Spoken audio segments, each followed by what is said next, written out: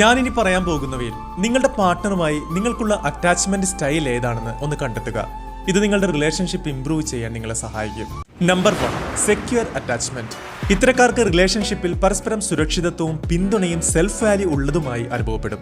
അവർ തുറന്ന ആശയവിനിമയം നടത്തുകയും പങ്കാളിയെ വിശ്വസിക്കുകയും ചെയ്യുന്നവരാണ്. Number 2, anxious attachment. നിങ്ങളുടെ പാർട്ട്ണറുമായി നിങ്ങളുടേതൊരു ആങ്ഷ്യസ് അറ്റാച്ച്മെന്റ് ആണെങ്കിൽ ആൾക്ക് നിങ്ങളെ വേണ്ടാതാകുമോ എന്നൊരു ഭയത്തിൽ കഴിയുന്നവരായിരിക്കും. ആ വ്യക്തിക്ക് നിങ്ങളോട് ഇഷ്ടമുണ്ട് എന്ന് നിങ്ങൾ നിരന്തരം ഉറപ്പുവരുത്താൻ ശ്രമിക്കുകയും ആളോട് എപ്പോഴും പറ്റിച്ചേർന്ന് നിൽക്കാൻ ശ്രമിക്കുകയും ചെയ്യും. Number 3, avoidant attachment. ഈ അറ്റാച്ച്മെന്റ് സ്റ്റൈലിലുള്ളവർ റിലേഷൻഷിപ്പിലായാലും തങ്ങളുടെ സ്വാതന്ത്ര്യത്തിന് മുൻഗണന നൽകുന്നവരാണ്. ഒരു പരിധി വിട്ട് പാർട്ട്ണറുമായിട്ട് ക്ലോസ് ആകാനായിട്ട് ഇവർക്ക് ഭയങ്കര ഭയമായിരിക്കും. പാർട്ട്ണറുമായിട്ട് മാനസികമായി അല്പം അകന്നു നിൽക്കാൻ ഇഷ്ടപ്പെടുന്നവരാണ് ഇവർ. Number 4, disorganised attachment. ഇവരുടെ റിലേഷൻഷിപ്പിൽ എപ്പോഴും പ്രശ്നങ്ങളായിരിക്കും. ഇവർക്ക് ഇവരുടെ പങ്കാളിയിൽ വിശ്വാസം കുറവായിരിക്കും. ഇവരുടെ പങ്കാളിയോടുള്ള ഇമോഷൻസ് മാനേജ് ചെയ്യാൻ ഏറെ ബുദ്ധിമുട്ടേണ്ടി വരുന്നു മാത്രമല്ല, എപ്പോൾ വേണമെങ്കിലും ഈ റിലേഷൻഷിപ്പ് അവസാനിപ്പിക്കാൻ മാനസികമായിട്ട് അവർ തയ്യാറെടുത്തിരിക്കും. ഇതിൽ ആദ്യം പറഞ്ഞ സെക്യൂർ അറ്റാച്ച്മെന്റ് ഉള്ള വ്യക്തികളുടെ റിലേഷൻഷിപ്പിൽ പ്രശ്നങ്ങൾ വളരെ കുറവായിരിക്കും.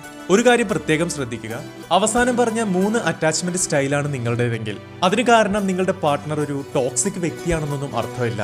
നിങ്ങൾ കുട്ടിക്കാലം മുതൽ വളർന്നു വന്ന ചുറ്റുപാടും അതിനൊരു കാരണമായേക്കാം. സോ യഥാർത്ഥ കാരണം തിരിച്ചറിഞ്ഞാൽ നിങ്ങളുടെ റിലേഷൻഷിപ്പ് ഇംപ്രൂവ് ചെയ്യാനും അതിലൂടെ സാധിക്കും.